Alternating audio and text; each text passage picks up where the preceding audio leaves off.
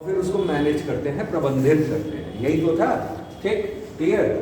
खुद उसके अहम को अभिप्रेरित करना, ठीक, खुद के बारे में भी समझना, दूसरे की भावनाओं को पहचानने और दूसरे के साथ संबंधों का प्रबंधन, ये हमारा क्या कहलाता है? ये भावनात्मक बुद्धिमत्ता कहलाता है। यही चीज थी। उसके बाद आते हैं कि उपर्युक्त परिभाषा से स्पष्ट है कि भावनात्मक बुद्धिमत्ता में कई घटक शामिल होते हैं। पहला क्या? जागरूकता। हमने बताया था सेल्फ अवेयरनेस, ठीक, स्व जागरूकता।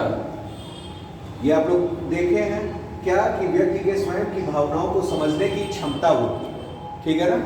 इसमें क्या है? उच्च स्व जागरूकता वाले व्यक्ति अपने सबल एवं निर्बल पक्षों तथा मूल्यों और उद्देश्यों के प्रति क्या होते हैं? जागरूक होते हैं। ठीक, क्लियर। अब इसमें क्या है हमारा कि स्व जागरूकता, दूसरा मतलब रेगुलेशन, ठीक, उसके बाद हमारा प्रबंधन, कई 5 जो मैंने बताए हैं इनमें अलग अलग तरीके से दिया हुआ है वही चीजें, ठीक है ना। अब जैसे दूसरा क्या है? आत्म प्रबंधन। व्यक्ति भावनाओं और आवेशों को कितने अच्छे तरीके से क्या करता है? नियंत्रित करता है, ठीक। फिर उसके बाद दिया है आत्म प्रेरणा, यानी इंस्पिरेशन या मोटिवेशन, ठीक है ना भाई। प्रेरणा को हम लोग क्या कहते हैं? मोटिवेशन, इंस्पिरेशन, ठीक। तो सेल्फ इंस्पिरेशन कहिए, सेल्फ मोटिवेशन कहिए या आत्म प्रेरणा कहिए। ये परिणामोन्मुख जो है, परिणामोन्मुख होना होता है, यानी किसी परिणाम के तरफ क्या होता है? झुकाव होता है, ठीक है ना।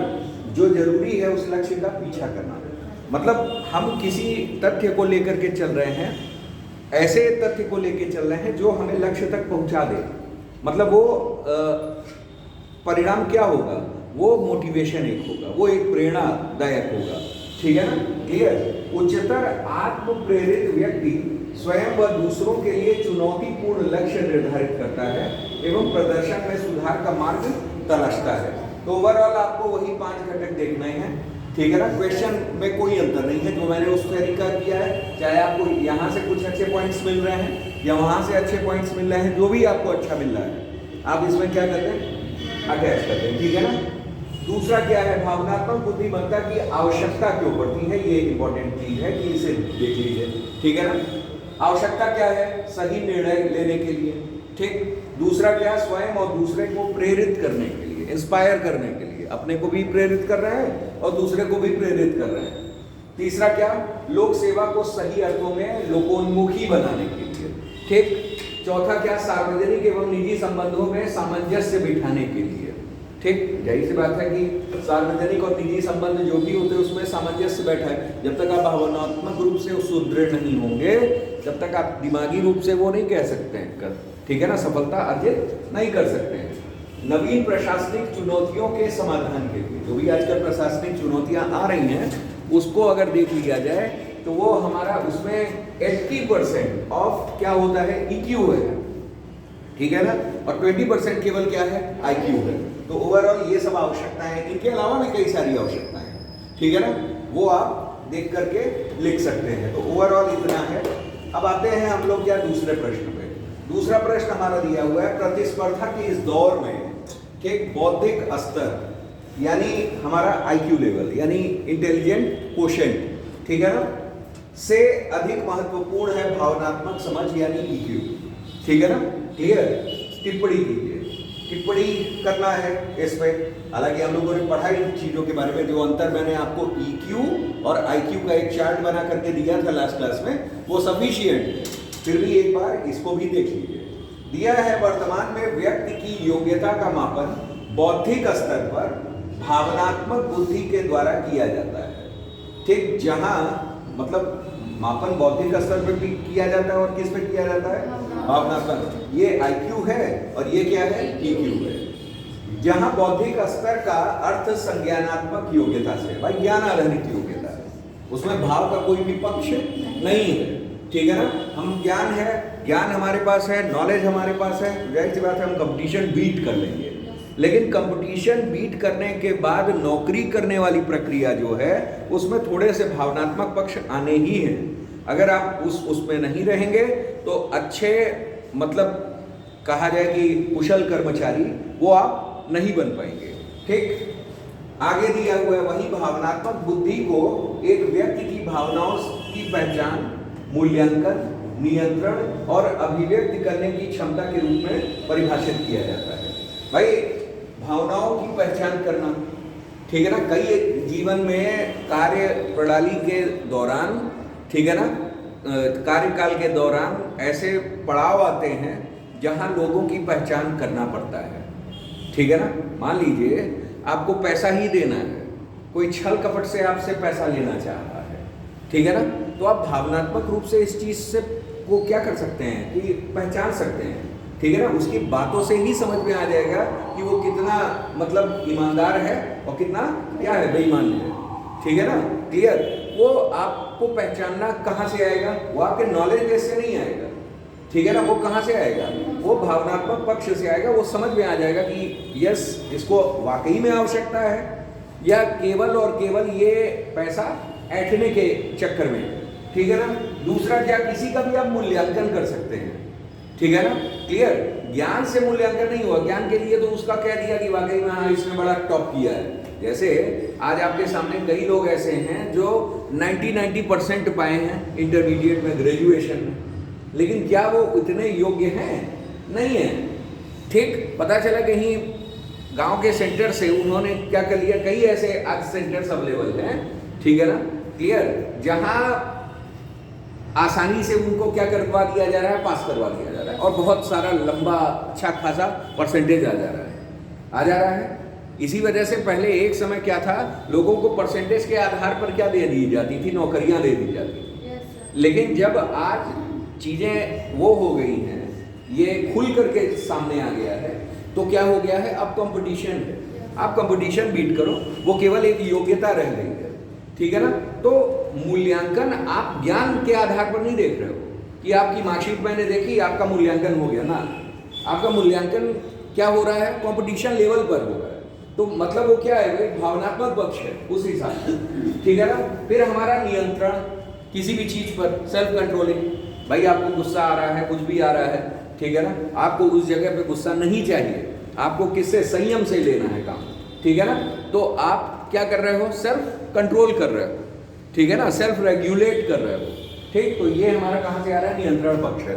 एक्सप्रेशन, हाउ टू एक्सप्रेस, अपने आप को, आपको गुस्सा आ रहा है, आप अभिव्यक्त कर रहे हो, आप एक्सप्रेस कर रहे हो। तो आपको कई ऐसे जगह हैं जहां गुस्से को क्या करना है, कंट्रोल करना है, और एक्सप्रेशन में भी ऐसा शो करना है कि वो हमारा गुस्सा नहीं है, बस एज नॉर्मल पर्सन की तरह, एज यूजुअल आपको क्या करना है, बात करना है, ठीक है ना। तो वे ऑफ एक्सप्रेशन कैसा होना चाहिए, वो भी नॉर्मल होना चाहिए। तो ये कहां से आ रहा है, ये आ रहा है आपके इमोशनल इंटेलिजेंस से आ रहा है, भावनात्मक बुद्धिमत्ता से आ रहा है, ठीक है ना। ये आपका IQ लेवल नहीं बताएगा, ये आपका EQ लेवल बताएगा, ठीक है ना, क्लियर। तो इन चीजों को ध्यान में रखना है, इससे ये 4 पॉइंट्स तो बहुत आवश्यक हैं आपको जानना। पहला क्या, पहचान, दूसरा क्या, मूल्यांकन, फिर नियंत्रण, और फिर उसको अभिव्यक्त करना यानी एक्सप्रेस करना, ठीक है ना, क्लियर। ये करने की क्षमता के रूप में क्या किया जाता है, परिभाषित किया जाता है, यही हमारा भावनात्मक बुद्धिमत्ता है, ठीक है ना, क्लियर। उसके बाद क्या है, विभिन्न शोधों के परिणामों से ये ज्ञात होता है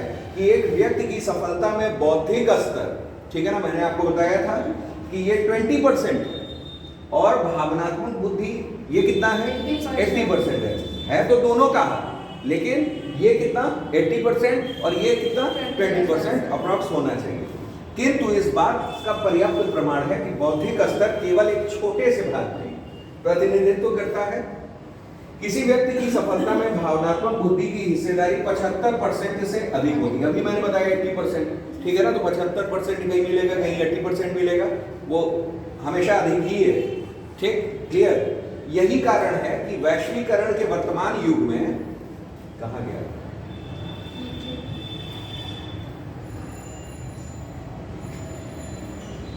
वैश्वीकरण के वर्तमान युग में, ठीक है ना, उच्च बौद्धिक क्षमता वाले व्यक्ति या तो असफल रहते हैं या तो सीमित सफलता ही प्राप्त कर लेते हैं। आप नॉलेज, बहुत आपके पास नॉलेज है, बहुत आप इंटेलिजेंट पर्सन हो, ठीक है ना, आप में बहुत सारी क्षमता है, ठीक, आप जल्दी कैच कर लेते हो कोई चीज, लेकिन अगर आप भावनात्मक रूप से सुदृढ़ नहीं हो तो अच्छी कार्य कुशलता आपकी नहीं रह जाएगी, आप एक अच्छे IAS नहीं बन पाओगे, ठीक है ना, कहाँ किस जगह आपको मतलब हर जगह दिमाग से ही काम नहीं लेना रहता, थोड़ा दिल से भी काम लेना रहता है, भावनात्मक रूप, ठीक है ना।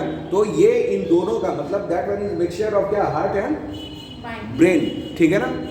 दोनों का क्या है, एक मिश्रण है, ठीक है ना, जिसमें आपका ब्रेन पक्ष कम है, 20% है, नॉलेज कम है, ठीक है ना, और भाव जो है आपका मतलब हृदय वाला पक्ष वो कितना है, 80% है, मोर देन 75%, ठीक है ना, तभी आप सफल हो सकते हो। उदाहरण के लिए आइए, बंगलुरु सूचना प्रौद्योगिकी पेशेवरों का गण है, ठीक है ना, जाहिर सी बात है, ये सूचना प्रौद्योगिकी इंफॉर्मेशन टेक का क्या है, ये गढ़ माना है, हब माना जाता है। वर्तमान समय में आत्महत्या का केंद्र बन चुका है।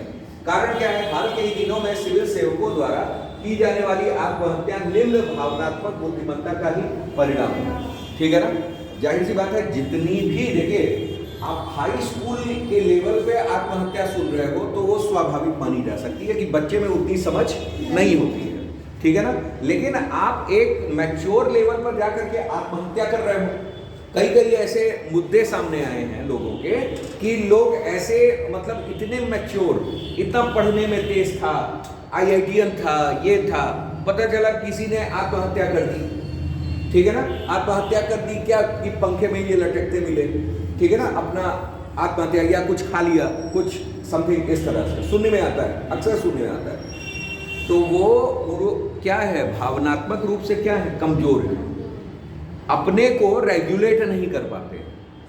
भाई दिमागी यहाँ से बहुत तेज है, उन्होंने उस बिहार पे IIT निकाल लिया, ठीक है ना, IIM निकाल लिया, लेकिन जहाँ भावनात्मक रूप से बात आती है वो क्या होते हैं, कमजोर है। कोई भी ऐसी बात हो गई उस पर सेल्फ कंट्रोल नहीं रहा यहाँ, क्योंकि भावनात्मक बुद्धिमत्ता में कौन कौन से फैक्टर हैं, एक आपका क्या है, सेल्फ रेगुलेशन, ठीक है ना, सेल्फ अवेयरनेस, ठीक, पहले अवेयर नहीं हो पाए, रेगुलेट नहीं अपने को कर पाए, रेगुलेशन में सब चीज आएंगी, कंट्रोलिंग भी आएगी, आत्मनियंत्रण, ठीक है ना, आत्मनियंत्रण नहीं कर पाए, कहे नहीं मैं तो नहीं रह सकता, चले गए।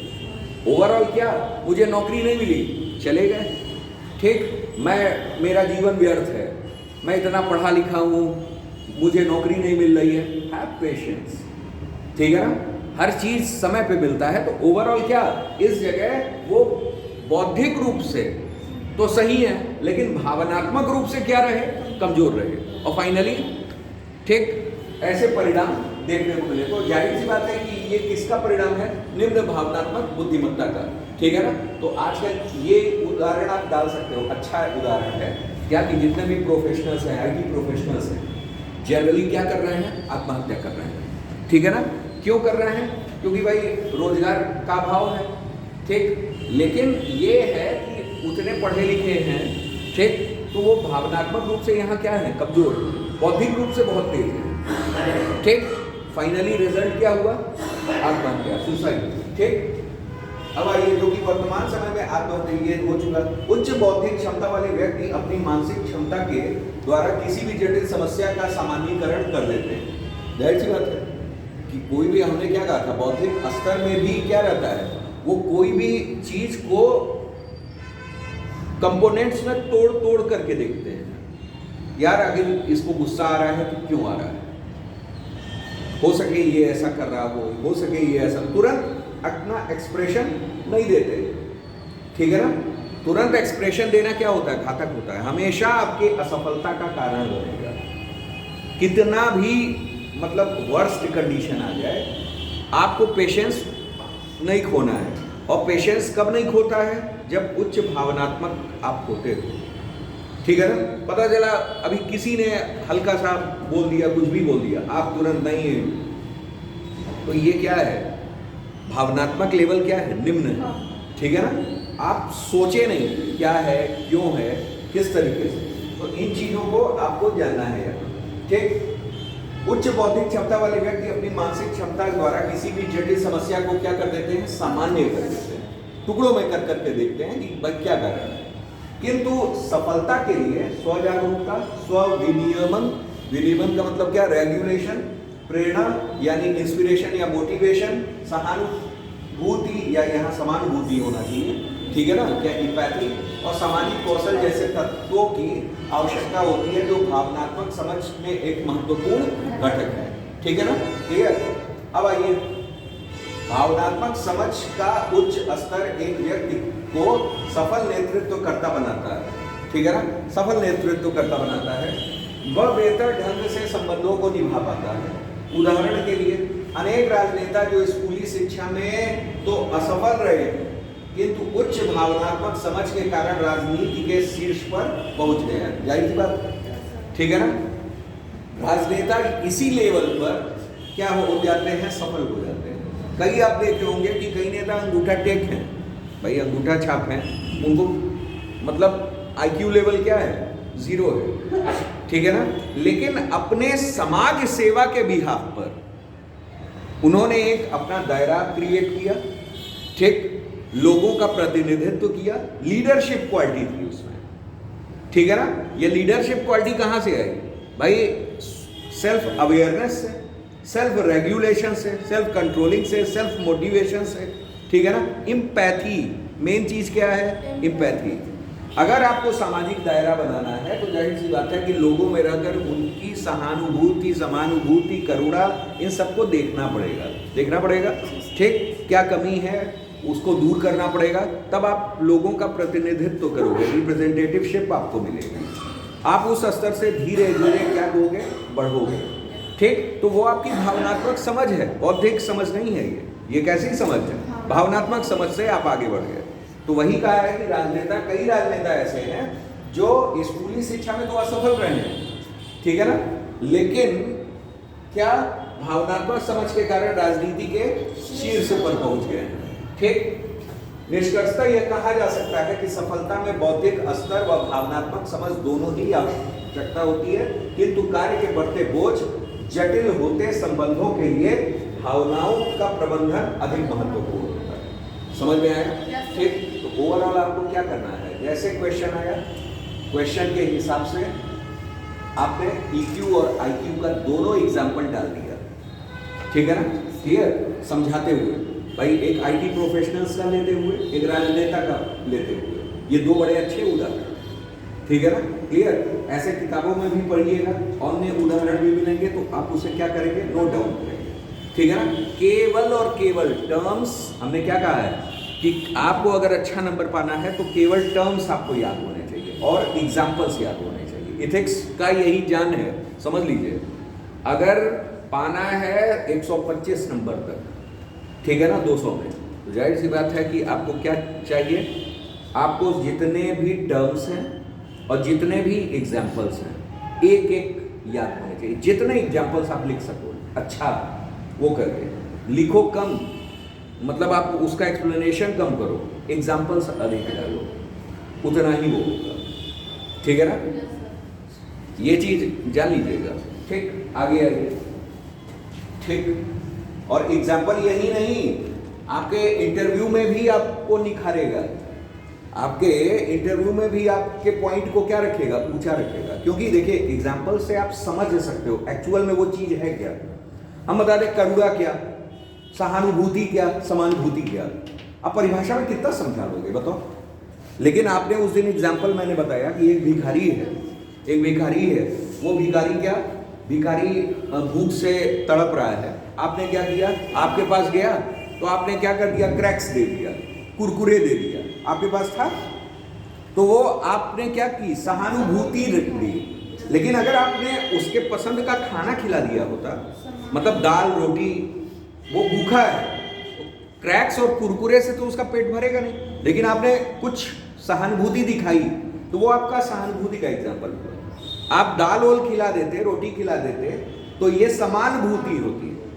लेकिन आप उसके लिए नियमित कुछ व्यवस्था कर देते कि इसको कहीं हम ऐसी जगह, मतलब आश्रम में या कहीं ऐसे ठौर ठिकाने पे कर दें या वो कर दें जिससे इसकी नियमित व्यवस्था हो जाए, वो क्या है, करुणा है, वो कंपैशन कहलाएगा। ठीक है ना, वो कंपैशन कहलाएगा। तो मतलब क्या कि अगर हम किसी के दुख को समझ रहे हैं, ठीक, तो वो हमारा क्या है, सहानुभूति। ठीक है ना, अगर वो चीज मेरे साथ भी घटी है मैं उसकी पीड़ा को समझ सकता हूं, क्योंकि मेरे साथ भी वो चीज हो चुका है। कहावत है, जाके पैर न फटे बेवाई सूखा जाने पीर पर आई। ठीक है ना, क्लियर। तो ओवरऑल हम उस दुख को समझ सकते हैं। मेरा भी एक्सीडेंट हुआ था, उसका एक्सीडेंट हुआ था, हम तब दुख व्यक्त कर रहे हैं, तो वो हमारा क्या है, समानुभूति है। लेकिन उस दुख व्यक्त करने के साथ साथ उसकी हेल्प का भी भाव जाग जाए तो ये करुणा है। ये क्या कहलाएगा, ये करुणा कहलाएगा। करुणा यानी क्या, आपका कंपैशन। ठीक है ना, क्लियर। तो यहां भी भाव छिपा हुआ है। इन उदाहरण को बस आपको क्या करना है, तैयार रखना है। आगे आइए, फिर वही प्रश्न देखिए बार बार आ रहा है ना, कि क्या प्रतिस्पर्धा, प्रतिस्पर्धा यानी कंपटीशन, प्रतिस्पर्धा के इस दौर में बौद्धिक स्तर यानी आईक्यू लेवल अधिक महत्वपूर्ण भावनात्मक समझ का होना है। ठीक है ना, आप कर लेंगे, इसमें बताने की आवश्यकता नहीं है। ठीक, आप एक बार और पढ़ लेंगे। ठीक है, अच्छा ये हो चुका है। अच्छा नीचे क्वेश्चन है, हाँ ये देखिए यहाँ दिया, सब स्लिप कर आ रहा है, रुकिए, ये है ना, ये है ना भावनाओं का प्रबंधन। ठीक है ना, यानी यहां क्या कहा है, एक कंपोनेंट के बारे में दिया है, 5 कंपोनेंट में से एक कंपोनेंट। किसी लोक सेवक की सफलता या असफलता का आधार है, स्पष्ट कीजिए, साथ ही लोक सेवकों को इसको कैसे बढ़ा सकता है। ठीक है ना, क्लियर। अब इसको देखिए क्या है, किस तरीके से यहां दिया हुआ है क्या, कि भाई भावनात्मक प्रबंधन के बारे में बताया है। अब यहाँ 2 पक्ष दिए हुए हैं। पहला, भावनाओं को अभिव्यक्त करने से पहले प्रबंधित करना। हमने बताया था प्रबंधन में 2 पॉइंट्स थे, एक भावनाओं का प्रबंधन डायरेक्ट, और एक अभिव्यक्त करने से पहले प्रबंधित करना। ठीक है ना, क्लियर। वर्तमान में सिविल सेवाओं का तनाव ऊंचा स्तर है। भाई तनाव का क्या होता है, उच्च स्तर होता है, हाई टेंशन होता है, जिसका प्रमुख कारण क्या है, कल्याणकारी राज्य की बढ़ती आकांक्षाएं। भाई हमारे अगर कल्याणकारी राज्य की संकल्पना किसमें दी गई है, संविधान के किस भाग में दी गई है, भाग 4 में दी गई है, नीति निर्देशक तत्वों में। ठीक है ना, क्लियर, वेलफेयर स्टेट्स। ठीक है ना, क्लियर। तो वही है कल्याणकारी राज्य की बढ़ती आकांक्षाएं। फिर गठबंधन की राजनीति। ठीक है ना, गठबंधन, गठजोड़। ठीक, सीमित संसाधन। ठीक, नागरिक और समाज एवं मीडिया का दबदबा, ये दबाव और आंदोलन।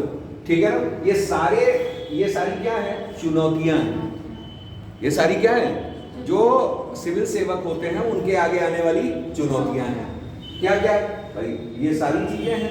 ठीक, उन सब में ठीक क्या होता है कि प्रशासक में वह सामर्थ्य होता है जिससे वह विवादों का रचनात्मक ढंग से क्या कर सके, समाधान कर सके, चुनौतियों का समाधान तरीके से कर सके। ठीक है ना, एक प्रशासक जो प्रायः कर्मचारियों के साथ काम करना होता है जिनके चयन में उसकी भूमिका नहीं होती है, अतः दूसरे के संवेगों और उनकी अभिव्यक्तियों, संवेग का मतलब यहां समझिएगा भावना, भावनात्मक बुद्धिमत्ता है चैप्टर का नाम।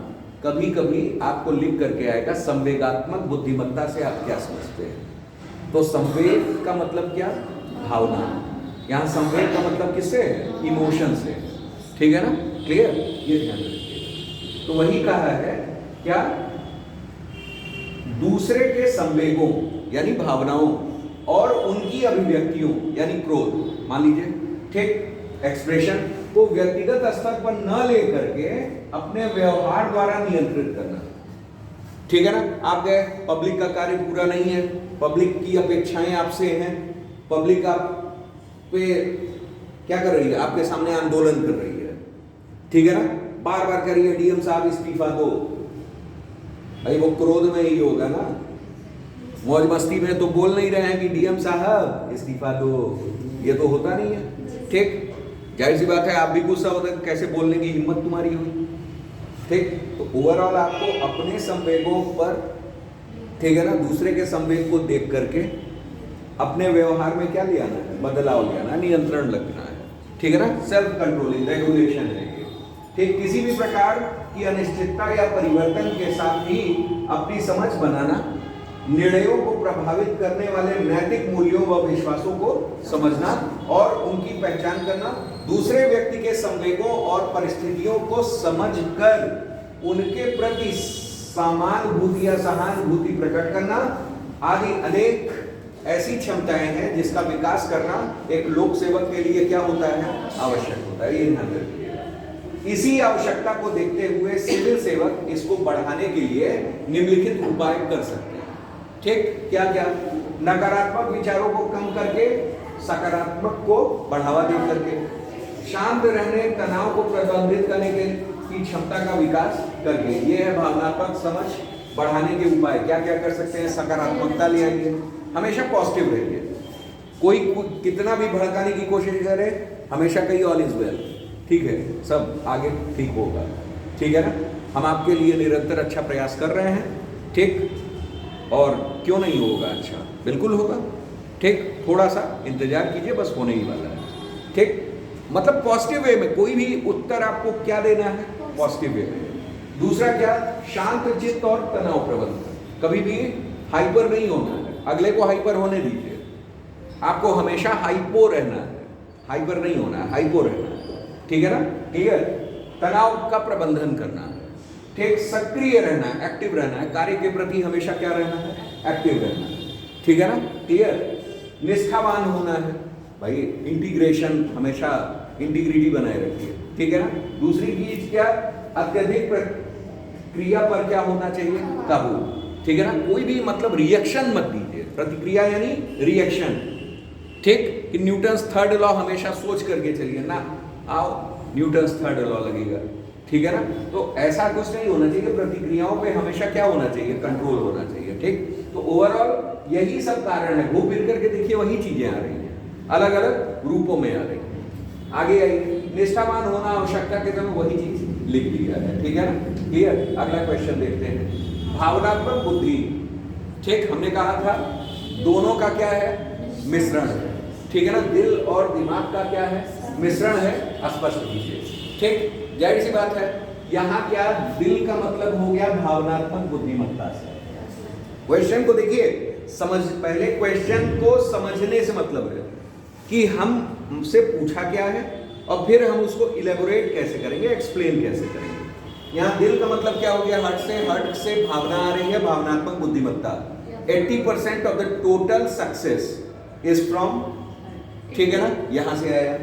दिमाग आई है यानी बौद्धिक स्तर से, ठीक है ना, आईक्यू लेवल से। IQ 20% of the total success, ठीक है ना, मतलब कहां से, दिमाग से।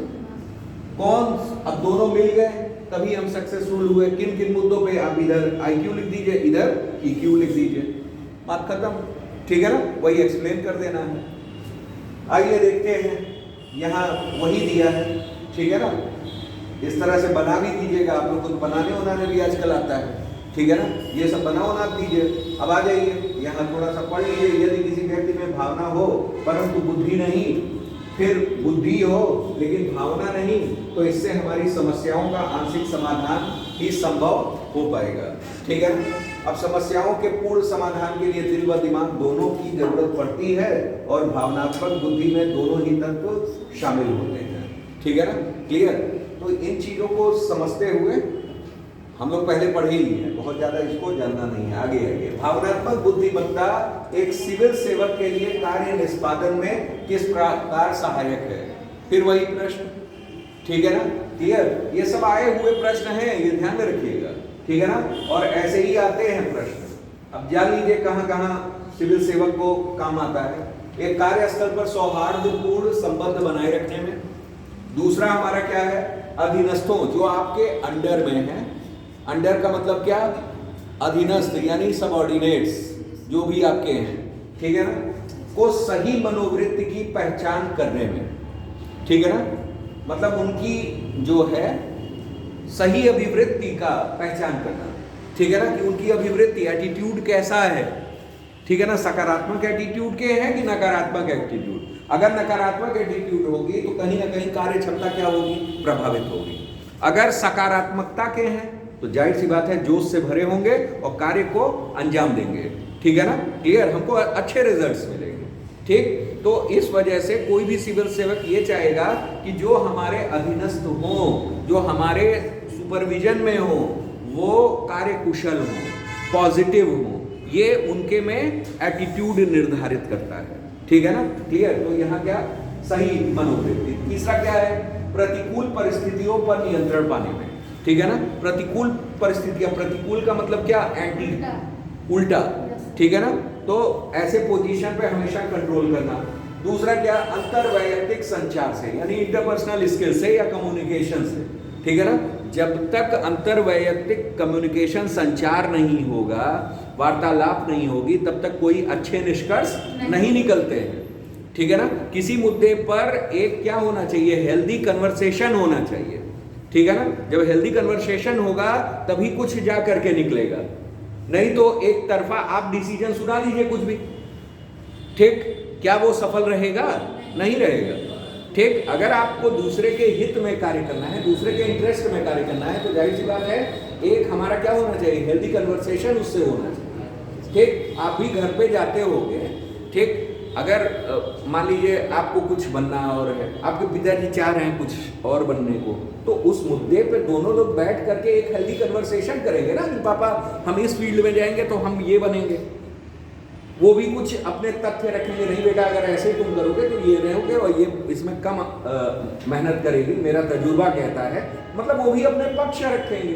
तो इसको हम लोग क्या कह रहे हैं, ये हेल्दी कन्वर्सेशन है, इसको हम लोग क्या कह रहे हैं, हेल्दी कन्वर्सेशन। और उस हेल्दी कन्वर्सेशन से ही हमारे कुछ रिजल्ट्स निकल रहा है, ठीक है ना, क्लियर।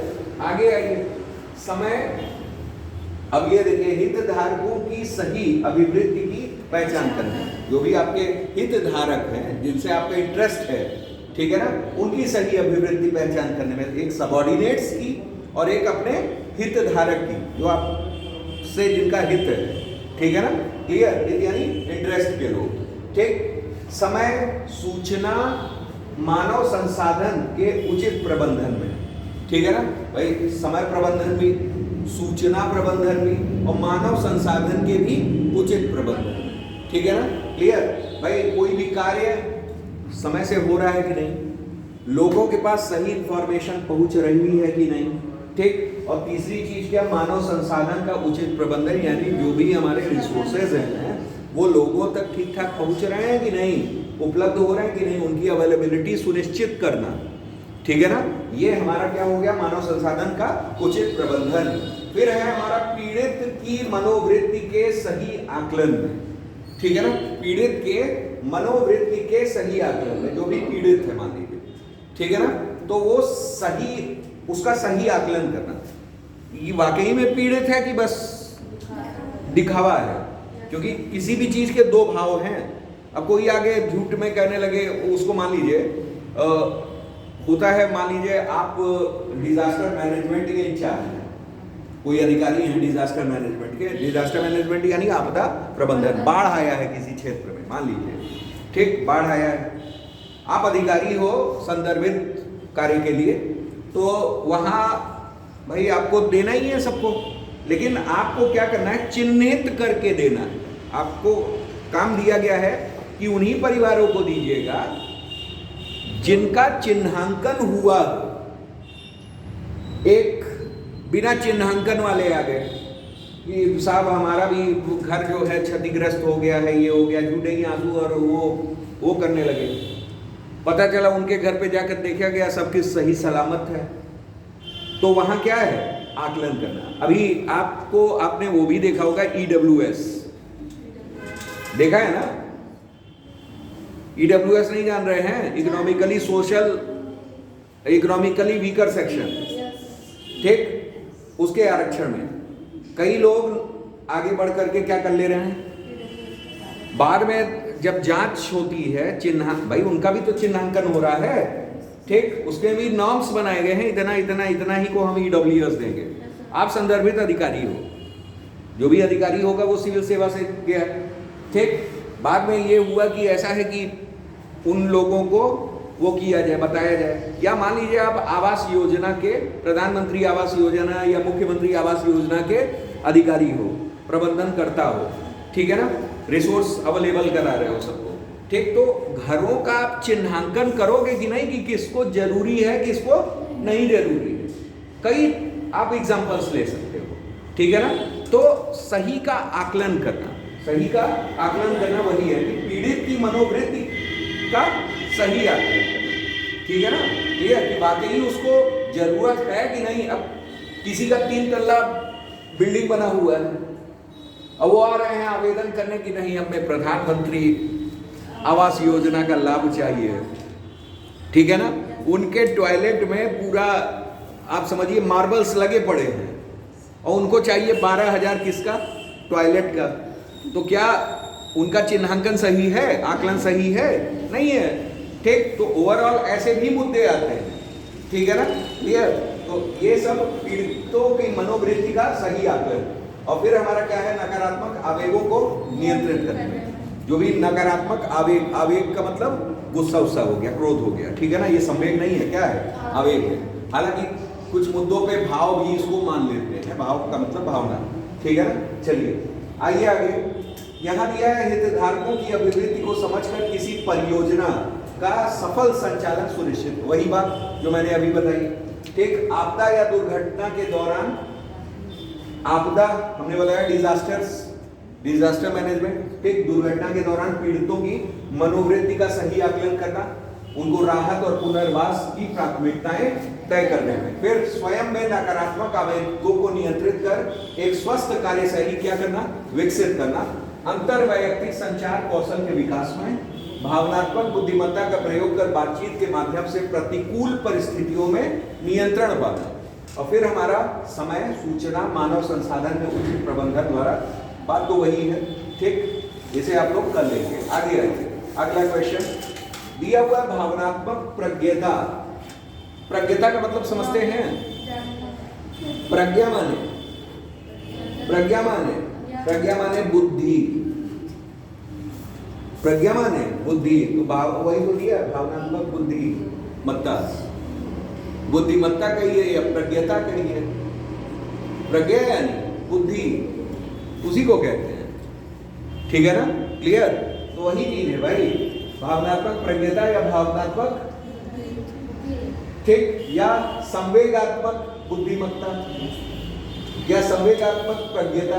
अब मान लीजिए संवेगात्मक प्रज्ञता आ जाए, कहे सब लोग हम ही को कहेंगे अरे आए थे पढ़ाए ही नहीं, ठीक है ना, तो वो क्या है, संवेगात्मक प्रज्ञता। भाई हिंदी ऐसी चीज, इंग्लिश में तो एक ही रहेगा, इमोशनल इंटेलिजेंस, इसी वजह से फट से तुरंत कर लेना है, इंग्लिश वाला चेक कर लेना है, ठीक है ना, कि वर्ड्स वही हैं कि कुछ और है, ठीक है ना। हिंदी में अक्सर ये होता है, तो ये ध्यान में रखिएगा, संवेगात्मक बुद्धिमत्ता, संवेगात्मक प्रज्ञता, ठीक है ना, और भावनात्मक प्रज्ञता या भावनात्मक बुद्धिमत्ता, चारों एक ही है, ठीक। आगे आगे उसके बाद दिया हुआ है को परिभाषित करते हुए प्रशासनिक कार्यों में इसके प्रयोग से उभरने वाले सकारात्मक पक्षों का क्या करें, उल्लेख करें, ठीक है ना, क्लियर, हाँ, उल्लेख करें। अब देखिए क्या है, उल्लेख करिए सकारात्मक प्रयोग पक्षों का।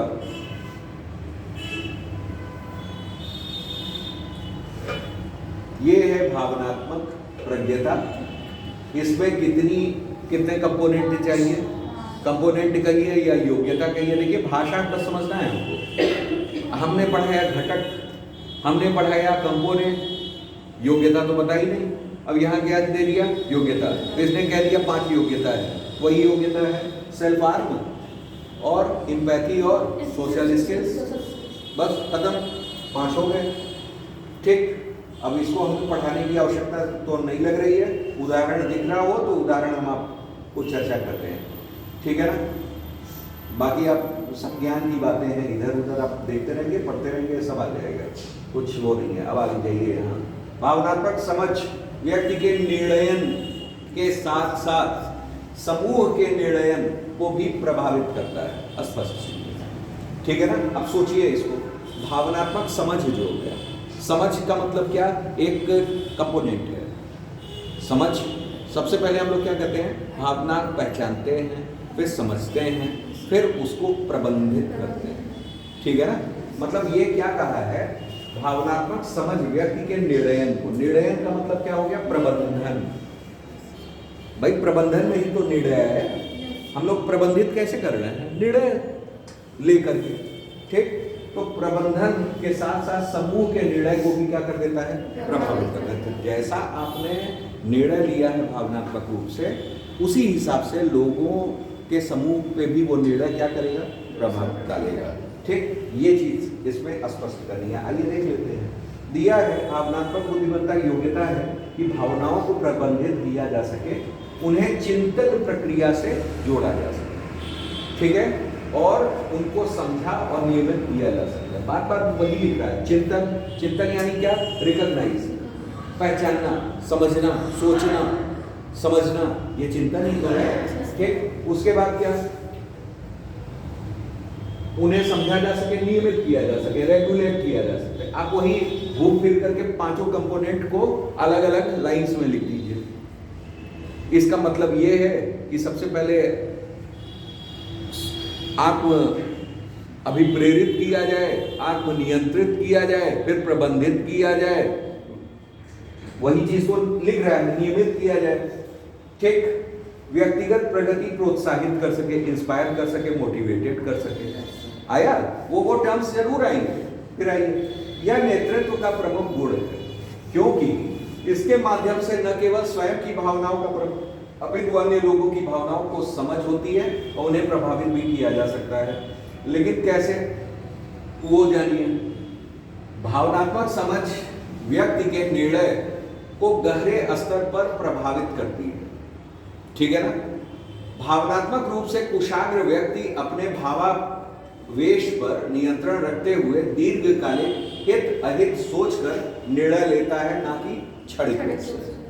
ठीक है ना, ये पॉइंट होगा कि जब भी भावनात्मक रूप से लिया जाएगा, तो क्यों, भावना में आपके कई पक्ष छिपे हुए हैं, उसे तोड़ तोड़ करके समझना, यानी कंडीशन को पूरी तरह से आकलित करना। ठीक, दूसरे के भी मनोभाव को समझना कि यार इसके लिए ये ठीक है कि नहीं ठीक है, कि बनावटी है। ठीक, फिर उसके बाद जो भी आप निर्णय सुना रहे होंगे वो कैसा होगा, अल्पकालिक नहीं होगा, वो कैसा होगा, दीर्घकालिक निर्णय होगा और दीर्घकालिक प्रभाव भी पड़ेगा। ठीक है ना, क्लियर। इस प्रकार समूह में लोगों के बीच पारस्परिक समझ और विश्वास रूपी पुल निर्माण हेतु भावनात्मक समझ एक अनिवार्य शर्त है। ठीक है ना, जब लोगों का समूह एक साथ कार्य करता है तो उसमें भावनाओं का विकसित होना स्वाभाविक है, परंतु उनमें भावनाओं का प्रबंधन गुण होना क्या है, अनिवार्य है। समूह अपने निर्धारित लक्ष्य को कुशलता और दक्षता पूर्वक प्राप्त कर सकेगा। उदाहरण आ जाइए, किसी भयंकर आपदा के बाद राहत व पुनर्वास के लिए केंद्र व राज्य के विभिन्न विभागों में चर्चा हो रही है। इस मुश्किल घड़ी में उनके मध्य बेहतर समन्वय की आवश्यकता है। सभी अधिकारी बेहतर रणनीति पर चर्चा कर रहे हैं और किसी विभाग के प्रमुख को कोई बात पसंद नहीं आई और वह इसे अपने क्षेत्राधिकार का हनन समझते हुए क्रोध में बहस शुरू कर देता है। ठीक है ना, क्लियर। बहस बढ़ती है और परिचर्चा मुख्य मुद्दे से क्या हो जाती है, भटक जाती है। ठीक है ना, उन्होंने क्या किया, अपने क्षेत्राधिकार का हनन समझा कि भाई यहाँ तक कि हमारा क्षेत्राधिकार था, ये तो भाई इससे परे जा रहा है। ठीक है ना, तो उन्होंने क्या कर दिया, क्रोध करना शुरू किया और मुद्दा भटक गया। ठीक, एक अत्यधिक महत्वपूर्ण निर्णय नहीं हो पाता है जिसे बिना देरी किए लिया जाना क्या था, आवश्यक था। ठीक है ना, तो उस जगह कैसा भावनात्मक समझ वाला व्यक्ति चाहिए। ठीक है ना कि वो आवेश में आकर के कुछ भी इधर उधर डिसीजंस ले ले रहे हैं। ठीक है ना, क्लियर।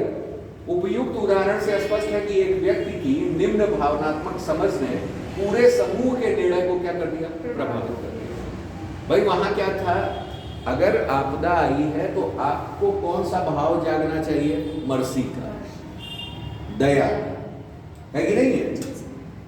अब आप कह रहे हो नहीं नहीं नहीं ये नहीं हो सकता है, ये क्षेत्राधिकार के हमारे बाहर है, विरुद्ध है, ठीक है ना, हमारे अधिकारों का हनन हो जाएगा हम अगर लाभ उनको पहुंचा देंगे, ये कर देंगे, तो कहीं कहीं आपको भावनात्मक रूप से क्या होना पड़ता है, सुदृढ़। आपने ऐसे भी एग्जाम्पल्स दिए हैं, देखे हैं निर्णयन वाले में, कि कैसे कोई अधिकारी है, आईएएस अधिकारी है, कि उसने वो क्या किया है कि मान लीजिए कुछ भी इस तरह की आपदा पड़ी है, तो उसने तुरंत ही क्या है ऐसे कैंपों का निर्माण किया, ठीक है ना, अपने खर्चे पे किया, ठीक, कि जब तक सरकारी साधन या संसाधन पहुंच रहे हों, लोगों को पहले उससे क्या कर दिया जाए, राहत पहुंचा दी जाए।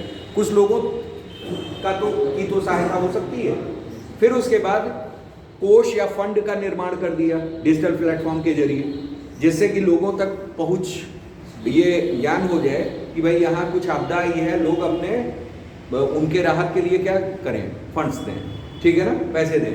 तो ओवरऑल ये क्या है, ये समझ है, ठीक। अब ये उसमें कहने लगे कि नहीं मेरे नैतिक अधिकारों का हनन हो रहा है, ये हो रहा है, तो यहाँ क्या है, गलत है, ठीक है ना। तो भाव नकारात्मक कहीं से भी नहीं होने चाहिए। वहाँ प्राथमिकता क्या है, प्राथमिकता है आपदा में फंसे लोगों को क्या करना, बचाना, ठीक है ना, प्राथमिकता को देखना चाहिए, ठीक है ना। तो पॉजिटिव रहेगा तो निश्चित रूप से सकारात्मक प्रभाव पड़ेगा। अब आइए अगला क्वेश्चन है, आप प्रशासनिक पद्धतियों में भावनात्मक बुद्धि का किस तरह से प्रयोग करेंगे। आप देख चुके हैं क्वेश्चन, ठीक है ना भाई। प्रशासनिक पद्धतियों में मतलब सिविल सेवकों के लिए, ठीक। अभी अच्छी सही सकारात्मकता से निर्णयन में, सही स्थिति के आकलन में, अगले के भाव को समझना, हितधारकों के भाव को समझना, सबऑर्डिनेट्स के भाव को समझना, ठीक है ना, क्लियर। तो मतलब ओवरऑल सारे यही कार्य तो हैं, ठीक। तो ओवरऑल आप कार्य देख चुके हो, ठीक। देखिए पारस्परिक समझ और विश्वास निर्माण में, टीम वर्क की भावना, ठीक। जो मेन चीजें हैं, स्वयं की मान्यताओं के विपरीत अन्य लोगों की मान्यताओं के साथ सामंजस्य स्थापित करना, ठीक है ना, क्लियर। मतलब यही मतभेद होते हैं। मतभेद होने का क्या है कारण, पिछले उदाहरण में क्या था, क्षेत्राधिकार हनन का ही ये उदाहरण है, क्या कि स्वयं की मान्यताओं के विपरीत अन्य लोगों के मान्यताओं के साथ क्या करना, सामंजस्य बैठना, ठीक है ना, क्लियर। आप ये ठीक हो जाए तो सारे निर्णय आपके क्या होंगे, पॉजिटिव होंगे, सकारात्मक, ठीक है ना।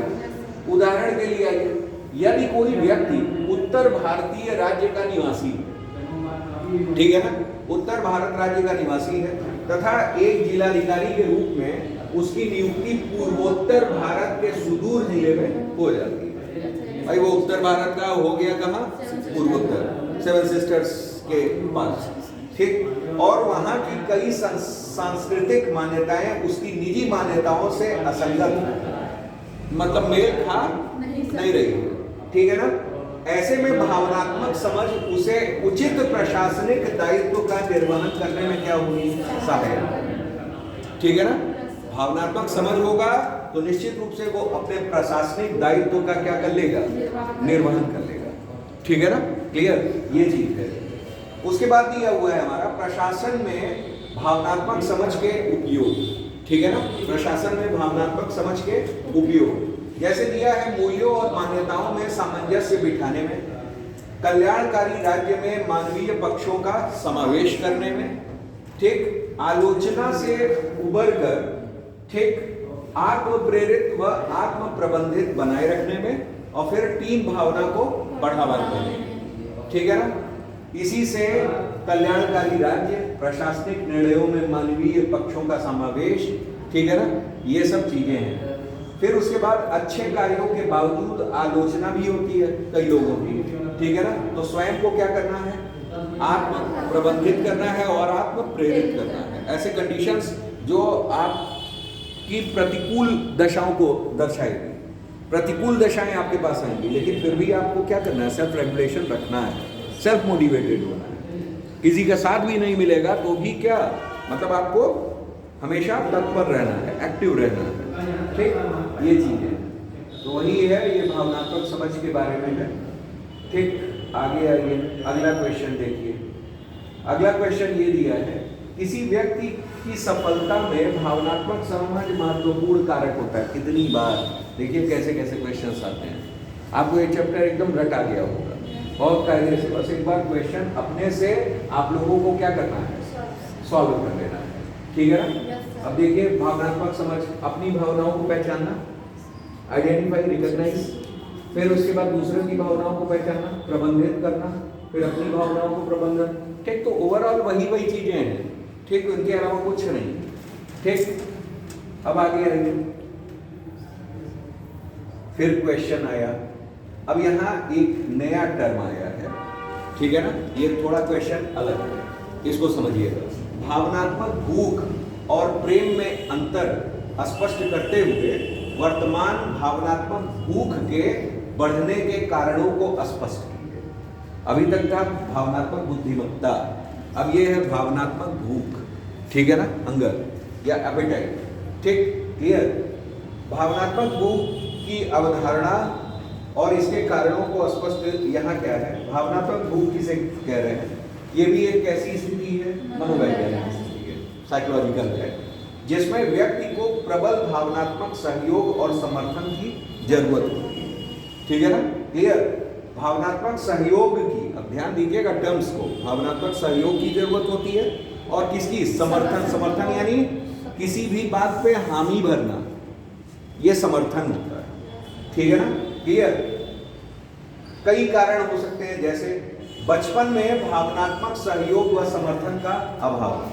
जैसे बचपन में कोई भी आप कार्य करते थे तो आपके फेवर में लोग नहीं बोलते थे, हमेशा कैसा बोलते थे, अनफेवर बोलते थे, ठीक है ना। वो फेवर नहीं रहता था, फेवर लेते ही नहीं थे, आपके विरोध में बोल देते थे। तो ये भी एक बहुत बड़ा कारण है। दूसरा, ये सामाजिक संपर्कों से अलगाव हो गया, आपके कोई भी सामाजिक संपर्क नहीं है, बहुत ज्यादा नहीं है, बहुत सीमित संपर्क आपके, तो ये भी एक कारण है। तीसरा क्या, किसी से जुदाई का दर्द, ठीक है ना, मतलब अलगाव एक हो गया, अलगाव हो गया। फिर अलगाव की लंबी अवधि, ठीक है ना, बड़ी लंबी अवधि है, तो वहां आप क्या, जब किसी से कम्युनिकेशन ही नहीं है, हर कोई आपके विरोध में बोल रहा है, ठीक, सामाजिक संपर्क भी नहीं है, तो आप जुड़ेंगे किससे, भावनात्मक रूप से। तो उसी जुड़ाव आप में भी तो वो होगा कि हम जुड़े, तो ये क्या है, भावनात्मक भूख कहला जाती है, ठीक है ना, क्लियर।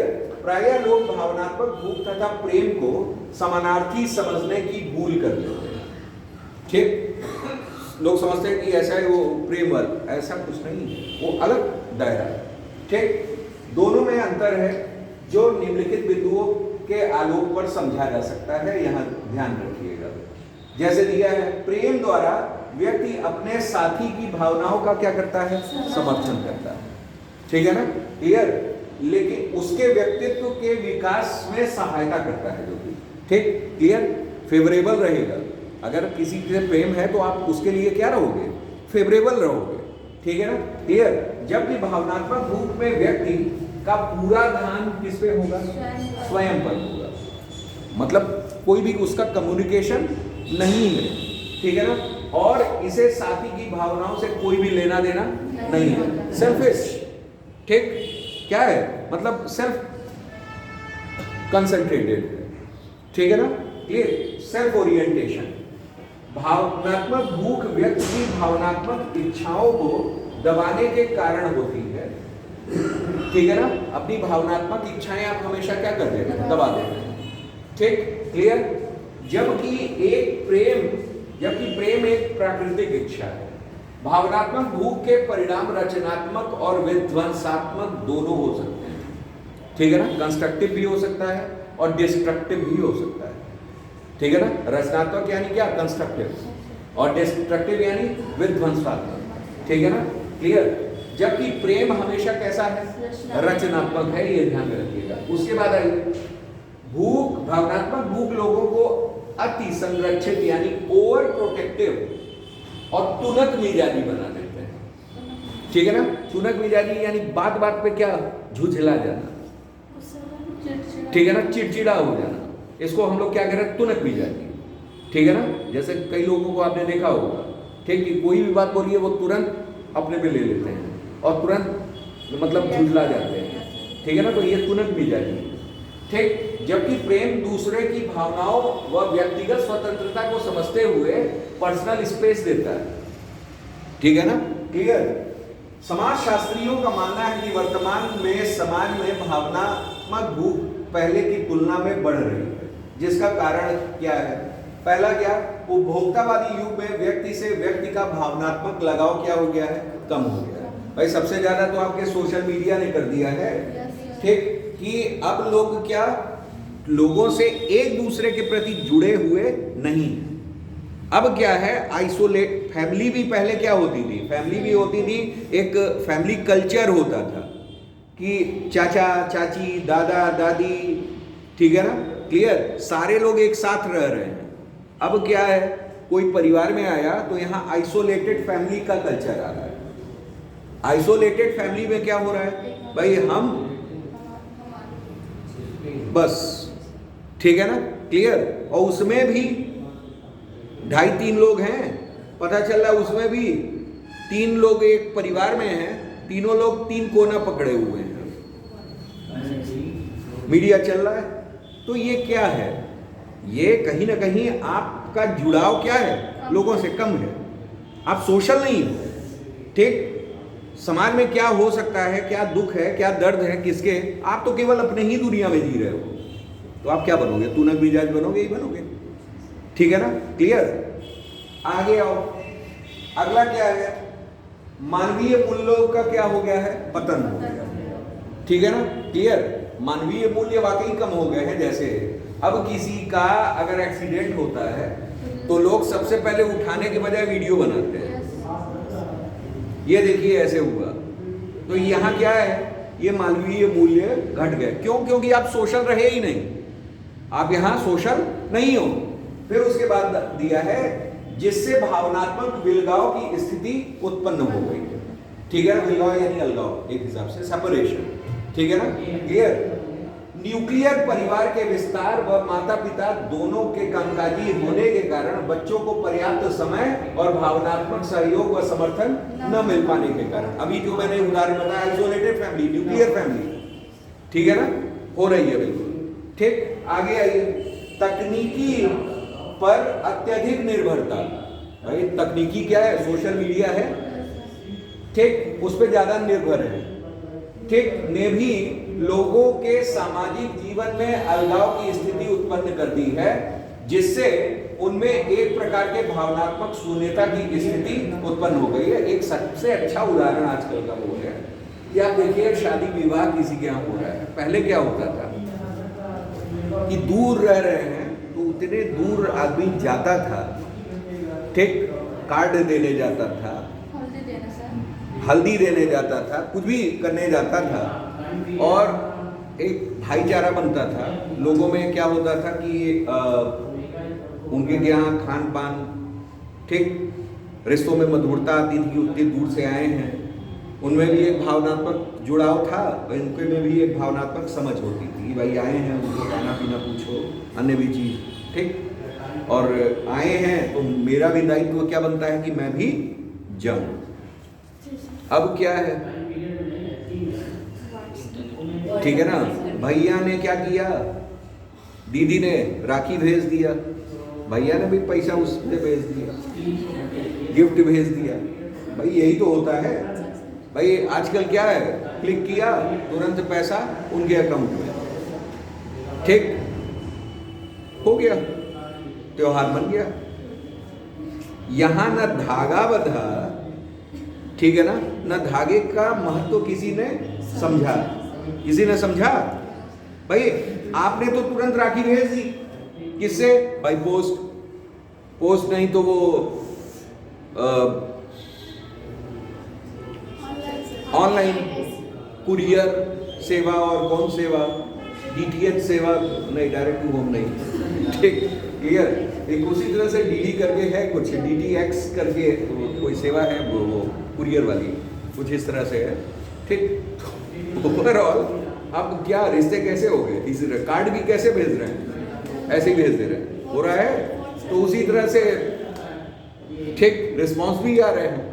तो ये क्या है, टोटल तकनीक पर आप क्या होते जा रहे हो, आधारित हो रहे हो, आने वाले समय में अभी रोबोटिक्स चला है, रोबोट क्या कर रहा है, धीरे धीरे लोगों के बोझ को कम कर रहा है, ठीक है ना। जाहिर सी बात है, शारीरिक भावनात्मक ही नहीं, शारीरिक रूप से भी आपको पंगु कर रहा है। जहां रोटियां लोग ठीक आटा साने, रोटी बेले, फिर उसके बाद तवे पे इधर उधर सेके होके, अब क्या है, तुरंत बस लोई बनाइए, डालिए, वो तो अपने आप सेक करके आ जा रहा है, लीजिए, ठीक। तो ओवरऑल क्या तकनीक, और तकनीक ने आपको क्या कर दिया, पंगु बना दिया, ठीक है ना। कुछ दिन में आ जाएगा ऐसा रोबोट कि आपको खाने की भी जरूरत नहीं पड़ेगी, ठीक है ना। क्या कर देगा, खिला देगा, पता चला आपको भूख न लगे, ऐसी भी तकनीक हो सके आ जाए कि एक टैबलेट खाया सुबह, एक टैबलेट खाया शाम, पेट भरा हुआ है कि नहीं है भाई। तकनीक है, एवरीथिंग इज पॉसिबल, सभी चीज हो सकती है, ठीक। तकनीकें तो आ ही रही हैं, अगर भूख लगा सकती है तो पेट भरा भरा सा रहे, ऐसी भी तकनीक है। कुछ ड्रग्स ऐसे हैं लेकिन उसके साइड इफेक्ट्स हैं, ठीक, जाहिर सी बात है। तो कहने का मतलब ये सब चीजें हैं, ये गलत है। तो यहाँ क्या आ रहा है, भावनात्मक शून्यता, ठीक है ना, इमोशनल आपकी न्यूट्रलिटी आ जा रही है एक हिसाब से, ठीक है ना। आगे आइए, गला काट प्रतियोगिता, जाहिर सी बात है। गला काट प्रतियोगिता का मतलब क्या कि अब आप में पारदर्शिता नहीं रह जा रही। अब लोग क्या कह रहे हैं कि जैसे अगर दूसरे ईर्ष्या वो चीज है, वो भावनात्मक रूप से सुदृढ़ नहीं है। अगर भावनात्मक रूप से सुदृढ़ व्यक्ति होगा तो कोई व्यक्ति ने एक लाइन खींची तो दूसरा व्यक्ति उससे लंबी लाइन खींचेगा, ये सफलता का। अब क्या लोगों का है, गला काट में क्या कि वो लाइन को काटना चाहेगा, ठीक है ना, कि ना हम तो सक्षम है नहीं, इसको काट के ही आगे बढ़ेंगे, ठीक है ना। तो ना खुद बढ़ेंगे ना आगे बढ़ने देंगे, ठीक है ना। तो वो वाली चीज है, मानवीय और सामाजिक मूल्यों का पतन, ठीक। अच्छा, इस सब का सबसे अच्छा उदाहरण यही है कि दोस्त अगर फेल हो तो दुख होता है, और पास हो जाए तो और दुख होता है, ठीक है ना, समझ रहे हैं। तो मतलब ये सारे उदाहरण उसी के लिए बने हैं, ठीक। फिर उसके अब ये लिख के ना आ जाइए, ठीक है ना, कि दोस्त अगर फेल हो तो दुख होता है, और दोस्त अगर टॉप कर जाए, पास हो जाए तो और दुख होता है, और टॉप कर जाए तो बहुत दुख होता है, ठीक है। चलिए, तो जैसे अनेक कारणों ने लोगों को भावनात्मक रूप से एकाकी बना दिया है, जिसके परिणाम स्वरूप भी लोगों के भावनात्मक रूप क्या है, बढ़ रही है, ठीक है ना, क्लियर।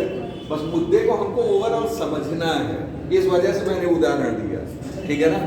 कुछ उदाहरण समझने के लिए होते हैं, कुछ उदाहरण लिखने के लिए होते हैं, ठीक। अब जैसे आगे आज जाइए, यहाँ भावनात्मक भूख और प्रेम में दिया हुआ है अंतर। पहला क्या, इच्छाओं के दमन से उत्पन्न होता है, मतलब इच्छाओं को दबा देने से, दमन से। दूसरा क्या, अत्यधिक सुरक्षा की भावना, ओवर प्रोटेक्शन, ठीक है ना। रचनात्मक और विध्वंसकारी यानी कंस्ट्रक्टिव और डिस्ट्रक्टिव दोनों ही रिजल्ट्स हो सकते हैं। और फिर हमारा क्या, स्वयं पर पूरा ध्यान, ठीक है ना, सेल्फ ओरिएंटेड, ठीक है ना, ये भावना होती है इसमें, भावनात्मक रूप। इसमें क्या है, प्राकृतिक रूप से उत्पन्न होता है, व्यक्तिगत स्वतंत्रता होती है, रचनात्मक परिणाम होते हैं, और साथी की भावनाओं का क्या होता है, समर्थन होता है, ठीक। तो ये आपका क्वेश्चंस क्या हुआ, खत्म, ठीक है ना, क्लियर। तो आपका इमोशनल इंटेलिजेंस क्या हुआ, खत्म। अब इसके बाद जो है हम लोग कुछ देर बाद मोरल थिंकर्स पढ़ेंगे, क्योंकि ये खत्म हो गया है। अब उसको डाउनलोड कर लेते हैं, इसको जरा ऑफ कर दीजिए, ठीक।